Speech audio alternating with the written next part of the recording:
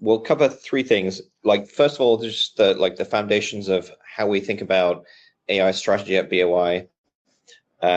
Secondly is how do you think about building your own AI strategy?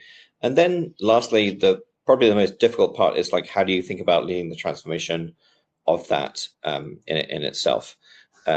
My own role, I'm Jeff Gibbons. I am a managing director at BOI in New York, lead our Americas business, and we work with companies on how do they actually figure out what's the way to stay ahead and be a leader in the world that we are leading into with AI. And so we do consulting work, we do engineering, and then transformation around all those pieces.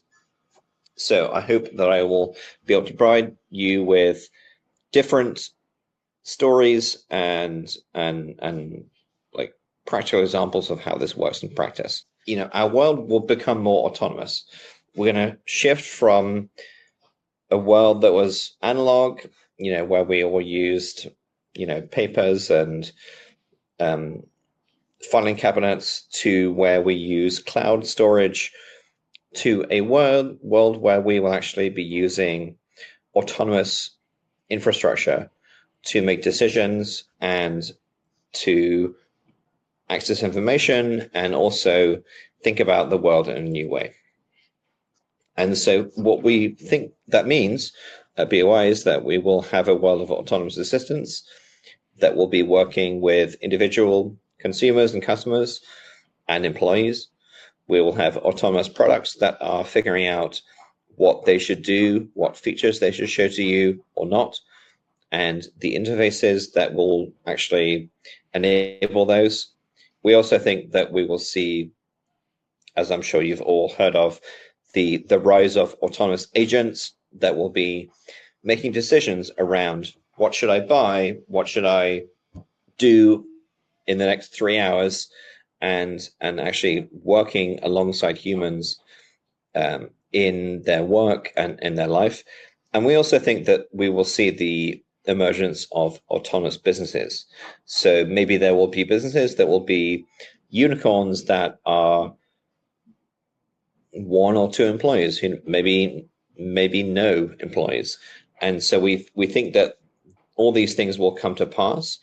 And what we have to think about as strategists is how do we work together in that world. And so it's super terrifying in many ways, but also very exciting. And I think if we look at how the artificial intelligence framing of innovation is important, it's important to look at other innovations in the past. So if we look at other general purpose technologies like steam combustion, like electricity, like information technology overall, we see that there's actually a huge potential, not just to improve what we do already, but to massively change how our lives are led.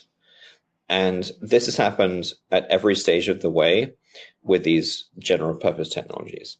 So if you think about steam combustion, we went from a world where people lived in individual towns and cities to a world where that was connected, to a world where there were national and international corporations and markets. There was urbanization at a much greater scale, and even random things like the standardization of time. Like, people didn't have to have the same notion of what time it was until trains existed. And so there's all those things that we take for granted that have transformed our lives, but we don't actually think about the technology that enabled them.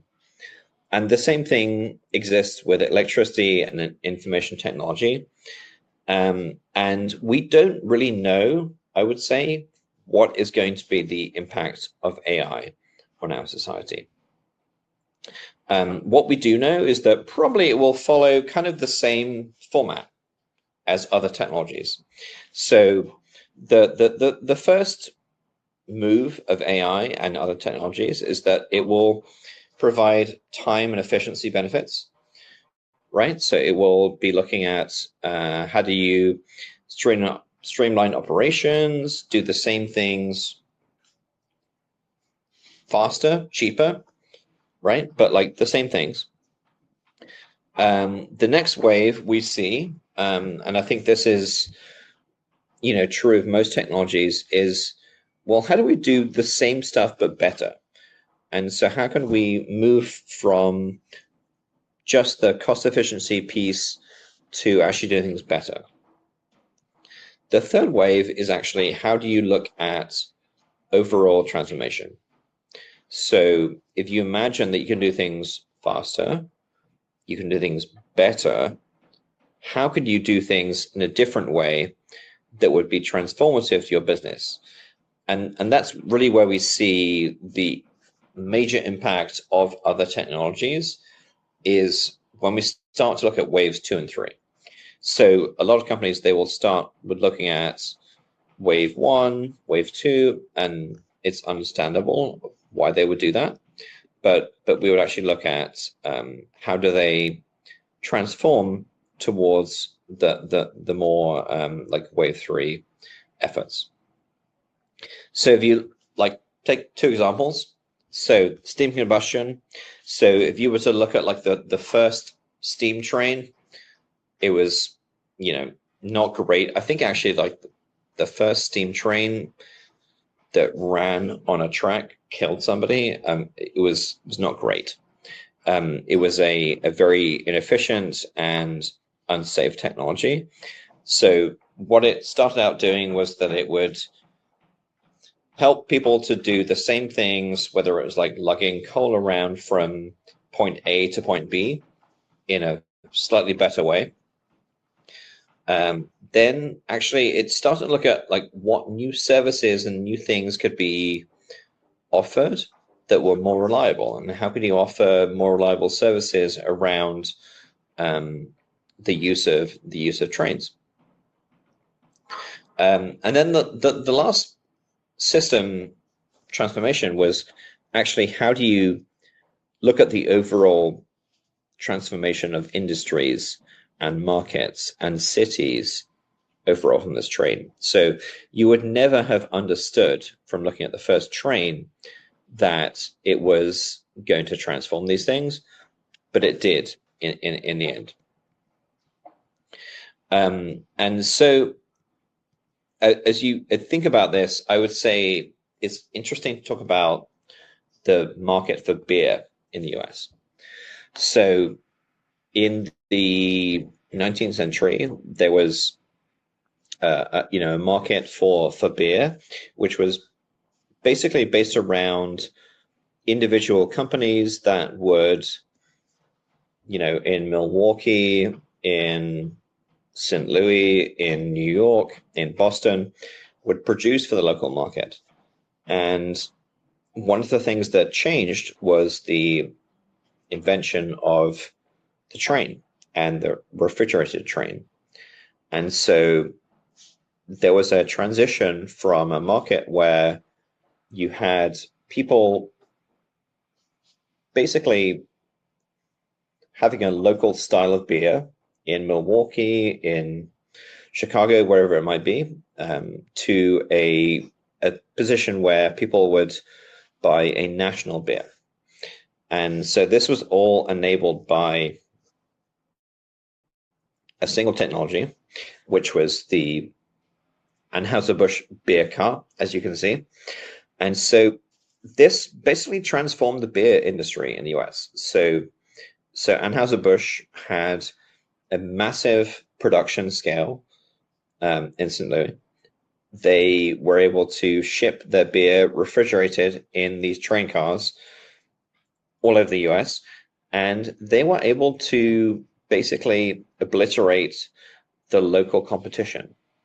And so you can say if this is good or bad, but the market for local beer in the US basically disappeared, and there was a national market and a national company structure that emerged as a result of this. And so I think the overall point of this, I don't want to talk about beer too much, but the overall point is that I think we underestimate overall the potential of the transformation that can happen as a result of new technologies. So I'll take a bit of a pause point here and see if there's any questions that people have. I see there's a question around why would people focus on autonomous services rather than seamless and smooth collaboration between humans and machines? I don't think they're mutually exclusive. I think they would be things that folks would look at in parallel, and maybe we can get to that as we go through there. And then there's a question around where do you think we are, which wave? So I would say I'd say that if we look at most companies, what we're looking at, a lot of the initial investments have been in wave 1 and 2, and I think the emphasis is starting to shift to 3. So I guess I would say that if you think about how a lot of people get into AI, it starts with something very simple, which is often in the wave 2 realm, which would be basically, how do I make my email better? Something like that, right? And so I think actually the overall realm of the wave 2 improvements is where we are in terms of how a lot of people start. I think what's difficult is how do you scale from that in a very small scale to a large emphasis across an organization rather than within an individual person.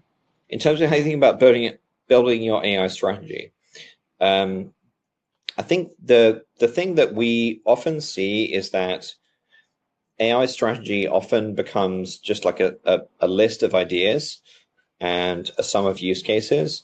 And I think that isn't helpful for companies. I think that companies find that they need to understand, yes, of course, what's going to be useful for them and what are those ideas, but how do they connect to one another and how they build upon one another and how do they actually create an overall strategy? And I think that's the thing that we find is the hardest thing for a lot of clients that we work with. So that you can really come up with a coherent blueprint for how to lead. And that might be that actually you have some different efforts that don't seem like they are individually successful, but they are contributing to an overall blueprint. So 3 things that we think are effective in helping companies to achieve that. One is actually, how do you understand, how can you actually drive your existing corporate strategy? So what is the thing that AI can do that is going to be helpful in making you more successful, elevating the role of your function, your team, even you as an individual? The next thing is think about competitive advantage. So think about how can you actually reinforce your existing advantages in the market as you have in your business today, and how can you build upon those? And then the last thing is actually, how do you balance growth and margin? So how can you be thinking about what's the most effective balance of initiatives that you need to balance between new revenue, transformation, automation, and how do you actually fund the efforts that you have within that world?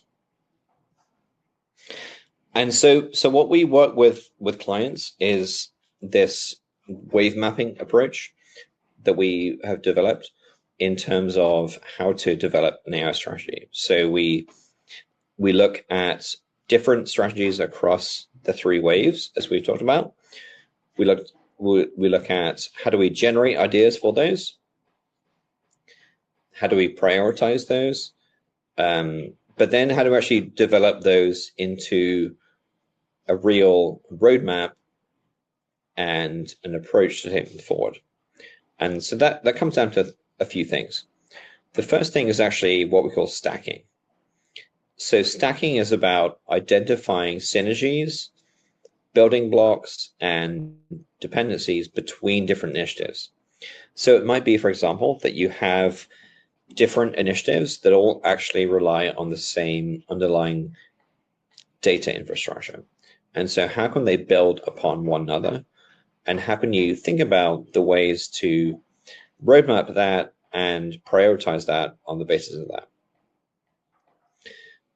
We then think about how do you identify what's the right roadmap? So if there are efforts within waves 1 and 2 that might help you to, for example, develop deeper understanding of consumers and identify through synthetic testing different ways of identifying how they might respond to a marketing campaign.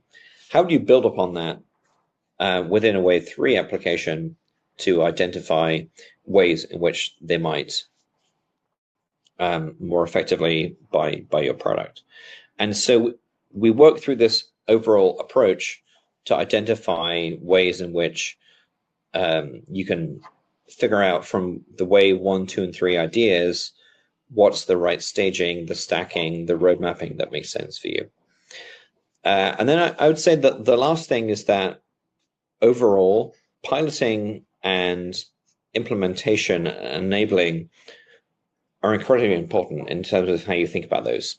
And I would say that overall, we see with companies that folks will really be focused very much on building something, a tool, a piece of technology, a piece of software, but not pay enough attention to the human aspect of how do you actually understand what's the right way to enable that change and actually put that technology into practice. And so that's one of the things that we see a lot of issues with a lot of companies. So I'll take a pause point there just around this approach, around how to go from ideas to a roadmap, and then address some questions. I'm seeing a question from Robert. So there's a question around, can you go from wave 1, 2, or 3 in order, or can you jump? And what are the pros and cons of jumping to 2 and 3? I'd say that one piece is that you should look at how do you look at the things you're doing in order to contribute to other initiatives. So if you're doing something that will prove out the use of a certain type of data, the achievement of an outcome that you have that would be useful for another thing, that would be helpful in waves 1 or 2 to build to 3. I also think it's not helpful to necessarily get too caught up in the waves, but understand where is the most value and where should you focus your efforts overall. Which relates to Sanjay's question. So Sanjay's question was, is the evolution linear? It's more that you need to think about a portfolio of approaches, and your investment probably needs to work across different timeframes as you go through that. A couple of questions around stacking. Okay, practical tips for effective stacking. For example, solving across functional use cases, supply chain, and commercial. Okay, so I would say, in terms of stacking, I would say that there are a few things that come to mind. One is, are there similar data sources that are required across different use cases? So, for example, like if we're working a BOI, for example, with a CPG company, then we might be working with a company that would look to identify examples of new product ideas or generate insights around what consumers would be interested in. That same data would be helpful for that client around identifying how to optimize their existing products in the market. And so if we can identify what are the ways in which individual type of data would tie back to multiple range of applications, then that would be something that we'd prioritize. Okay, there's another question here from Ismail around how does it work in a larger enterprise? Operationally, is it a team focus, segment focus, or IT? It feels like there is a kind of operating model implied behind this. Yeah, great question. I would say that this is something that we see with a lot of clients. They are starting to work on their AI strategy within functions, whether it's innovation or marketing or supply chain. And what we're starting to see is that actually the underlying data sets are common across different functions that are needed. And also the applications are more powerful when they are actually deployed across different functions. And so I think overall we see that the most value from AI strategy work comes from looking more at the enterprise level and across different functions, which does imply that you would need to have an operating model. You need to have governance around what are the individual use cases that you would be prioritizing, where do you want to focus your data sourcing in terms of what would be most effective for different functions as well.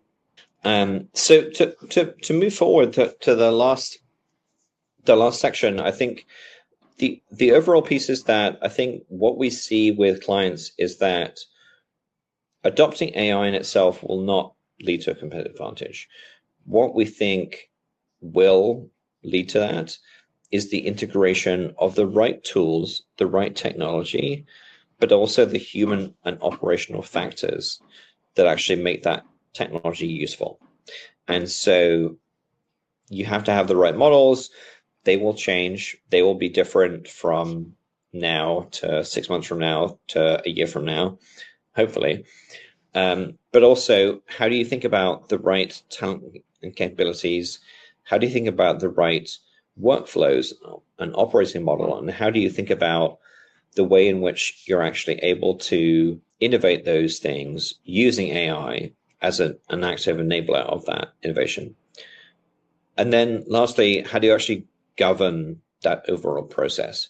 How do you make sure that you're monitoring the quality and the sustainability and the overall impact of the work that you're doing? And so all those pieces come together, and that's where we really see is the competitive advantage, not just the adoption of the technology itself. Because I think, as you can all see, the last month, even in AI, there have been massive changes in terms of new models. They're way cheaper, they're way better, there are more of them. Like, that will not be the overall competitive advantage. It will be how do you actually use them and how do you absorb them into your organization. That is the most effective. So I guess I'll take a pause there and see if there are any questions around the overall approach to generating an AI strategy around those three ways. Okay, so I see a question around, can you show an example of a wave mapping approach? Okay, so I will maybe shift gears into an example for the next few minutes. Okay. So I hope this is showing. So I think overall that the three waves, I think the overall approach is that they don't have to be sequential. They can happen in parallel to one another. And so as we look at wave one, you have these short-term adjustments that are looking at immediate impact. As an example, we might be looking at how does let's come up with an example of a consumer packaged goods company. They might be looking at how can they identify ways in which they might identify consumer insights around ingredients, around trends more efficiently, right? So they would be looking at how do we do the same stuff that we already do, identifying consumer trends in a faster way. The second wave would be, how do we actually look at identifying medium-term changes that are more disruptive to our business, but actually would help us to be more successful in long term. And so we might look at, for example, for that consumer packaged goods company, maybe they identify ways in which they could identify, new product ideas that would be vetted for an understanding of the cost of the ingredients and the cost of the packaging, and AI would be able to help identify what are the most effective product ideas that they have within that. All the way to transformation, in parallel, that same consumer goods company might look at how do they identify a way or a system by which they would test ideas in the market against synthetic audiences of their consumers, in which they would identify ways to scale up manufacturing based on the results from that real-time feedback, and develop an entirely new go-to-market model that's not based on launching things every 6 months, but is actually launched every 3 days or 6 days. And so you look at those different spheres of how they would identify the change to the business. One question is, how do we best monitor what waves are occurring in one's area of interest? Interesting. Yeah, I mean, I think overall, probably you should assume that like all of the waves are all happening all the time in every single area. I guess would be the basic answer to that. And I think that you should be thinking about what's the level of effort and ambition that you would want to put effort behind within those three waves. So like, do you really think that you have to focus more on the wave 1 or 2? Or do you think you're in a business or in a business context to focus more on the wave 3 areas? Gonzalo Silva had a question around, what's your advice to ensure that AI models are up to date and efficient? Great question. I would say that, when we work with a lot of clients, we work on the basis of how do you identify, how do you have a flexible architecture that uses lots of different models as and when they are necessary, and can be easily switched out from model X to model Y. I do think that it's important to understand that the overall trend is that the models are becoming way better, way cheaper, and that will probably only continue. And so, if you have concerns around, will something be accurate enough? Will something be cost effective enough?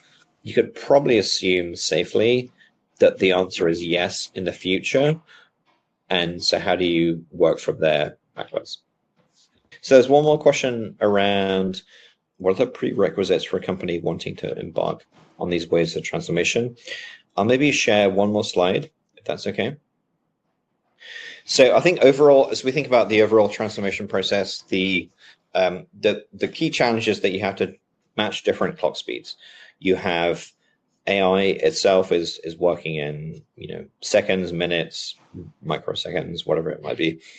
People work in hours and days, and org structures work in weeks or months, or maybe even years. And so that's like a big challenge that companies have to face. We do find that for every dollar you invest in tech, you have to involve probably another 2, roughly, in people and change, and that's often overlooked in these approaches. I think there's also just an overall mindset shift that's necessary in terms of how people think about AI and humans. So I think we will see over the next few years that AI will evolve from being like a tool, like a chatbot thing that you log into and use, to more of a connective tissue that actually allows humans and data and robots and whatever the robots might invent, who knows, to actually collaborate together. And so that will mean that humans will shift from being creators, like actually creating things from scratch, to being editors. They will be editing and curating and picking which of the things from the AI will they move forward with in the real world. And so what that means from a leadership standpoint is that leaders will shift from managing people and processes to managing workflows and products overall. And so that's like a big shift that we think we will see over the next few years. And so to the question around the enablers, I think overall what we see is that there are a range of different factors that need to be thought about. And so if you're launching a solution, an AI solution, even if it's the most perfect technology and solution, you have to think about a few different things to make it successful. First of all is, do you have actually the right people and the right capabilities to enable it? So do you have the right fluency in understanding it? Are you able to attract the talent to enable that solution and maintain it over time? Do you have the people who are willing to experiment and take that forward? On the tech and data side, to the point of the question earlier, yeah, you might have like the best model now, but like, do you actually have the right scalable infrastructure to move that forward, right? Is that going to work 2 years from now when the models are massively different? If you think about your operating model, what are the workflows and collaboration tools that you will need to do that? And how do you actually think about the freeing up of human time in order to adopt this thing and actually identify ways in which it will create extra value for the company? And then the last two pieces is, I think they're often overlooked, I would say. And I think in the US especially, we find that these things are not talked about at all in many client conversations, but I think are important. How do you identify the right role of your solution in driving ethics, avoiding bias, and actually monitoring the overall sustainability of that solution? So ideally, it would actually be improving the overall sustainability of your operations as a company. But how do you monitor and identify ways in which that would be done? And then the last piece is just, how do you actually have an overall governance framework for overseeing different AI initiatives and how they work together, and are they delivering to the extent that you wish? I see a question from Roberto. What are your first steps to engage a company and how you move them up to conversion? Yeah, so I think we often work with companies to identify, either they have some ideas around what AI could mean for them, and they're looking to solidify that and create a strategy around it.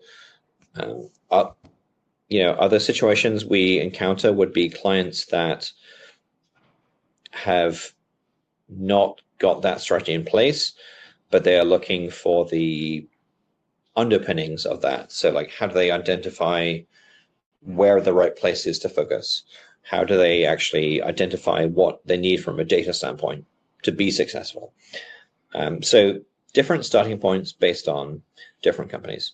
And then I'll maybe answer one more question from Mauricia. So she had a question around humans would be editors and not creators. That infers no human creativity.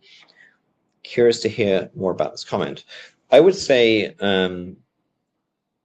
I think that what we do find, and I think academic research is showing the same thing, is that humans have to play a role in the modification and review of AI content still. So that's like a definite. I would say though that the most recent academic research has shown that from a pure creativity standpoint, AI does outperform humans. It's not necessarily a comfortable thing, and there are different ways to like pass that and how do you identify that, but that's the overall finding. And so I think if I think about my own my own self, I think I would think about how can I take advantage of the creativity that's there for me, and how can I elevate my own creativity through that. So I think it's not like an either or. It's a question of elevation. Yes, humans need to up our game, indeed. So I will thank you all for your time and look forward to hearing from you in the future. Thank you.